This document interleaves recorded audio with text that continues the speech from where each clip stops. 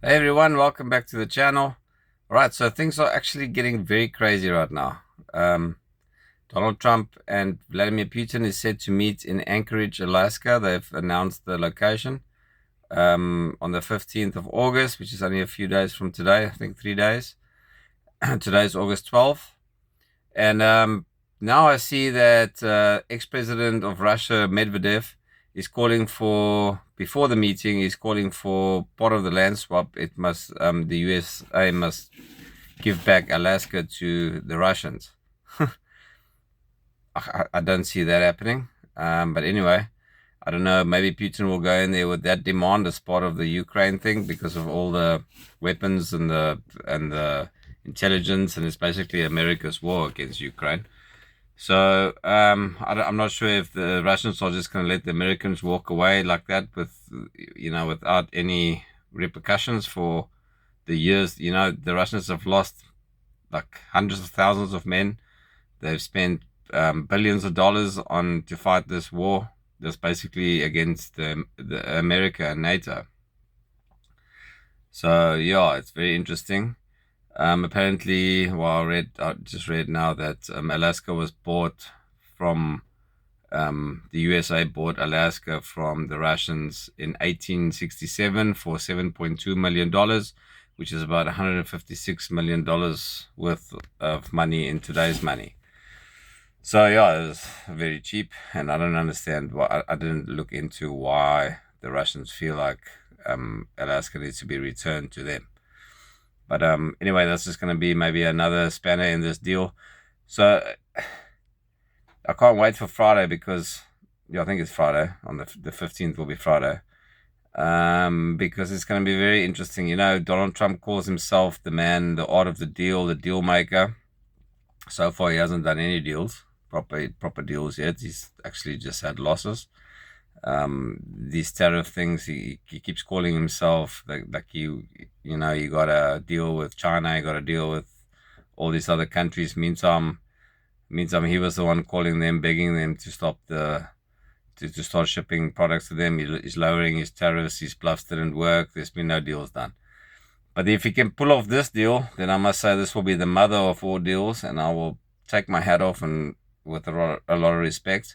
I actually do now kind of believe my previous video. I thought maybe it's a trap set for Russia, where the US just wants to remove themselves from the Ukraine war because they can see it's unwinnable, but they're gonna let the Europeans and Zelensky carry on with the war, and then the US will funnel weapons to NATO. NATO will buy from the US, and then the war will carry on like that, and Trump can sit back and say, listen, look, I've tried to do a peace deal.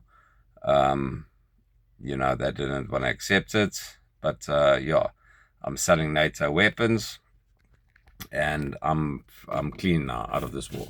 So I think the Russians are going to see through that bullshit, but I also do believe that maybe Donald Trump is sincere this time. He's always said in his previous term, I remember him saying that the US should get along with Russia, like he wants to stop wars. He doesn't want all this overthrowing of foreign governments and all that stuff. And that's what I liked about him. But now in his second term, he's been completely overtaken by the neocons. It seems like he's just fallen straight into line with Obama and Bush and Biden and all the guys before him. He's shown no change at all. So I do believe maybe in his heart that he wants to become friends with Russia and trade with them. The other thing is, the smart thing for the USA to do right now is to not try and fight the BRICS. It's an unwinnable fight. The best thing to do for them is to rather just join BRICS. And apparently the Russians have told him that in one of their meetings a few months ago.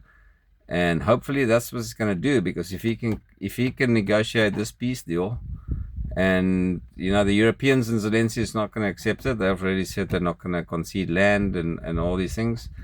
And maybe Trump can just say then, like, look, I've come up with a peace deal here.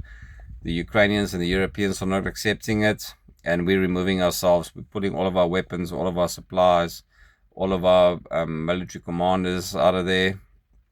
and all of our intelligence. We're just washing our hands clean. And we'd rather trade with the Russians. We'd rather want to do trade with the Chinese, rather to trade with India and see if we can work something out, because they can't fight them. The BRICS are too big already. And the BRICS would rather work with America as well. They don't want to see them as an adversary. And unfortunately, with Trump's threats and the trades and everything like this, now the BRICS don't not just only want to walk away from the American system, financial system and trade system and all of that because of the bullying. Now they're actually seeing America as an adversary. So maybe what I think could be a possibility as well is that Trump just had bad intelligence. He had bad people around him. He had new cons around him now for the first 6 months. And they've been giving him false bad information, intelligence. Saying that, if you just push Russia even more, if you just push the Chinese with the tariffs, if you just threaten India, Brazil, then they will cave. And the exact opposite has happened. And I think Donald Trump has realized now that he's not going to be able to bully these people or these countries anymore, because America is not as big as, it's not 2002 anymore, It's these baby boomers are still living thinking that it's 2002, where America was like just the only superpower and everybody had to bow to their will. The world has changed now, and it's completely not the same anymore. And I think JD Vance, because he's a bit younger, hopefully it looks like maybe he's the one that's been in Trump's ear and saying, listen, things are not like that anymore. We need to do a change. We need to work with these countries instead of against them. And just think, if America works with them instead of against them, things can happen, trade can happen freely, and it'll just be much better off for America and for the other countries, to be honest. But I can't wait to see what's going on, what's going to happen on Friday. For some reason, I don't think that he's going to be able to put a deal together. I just think he's setting it up so that he can remove America from the Ukraine war and say, listen, look, I've tried to make a deal, but the Ukrainians and the Europeans don't want to accept it, so we're just going to remove ourselves.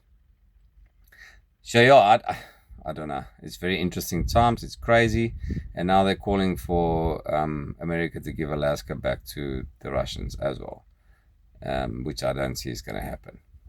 So anyway, we'll wait until Friday, and then I will give you guys an update and see what's happening.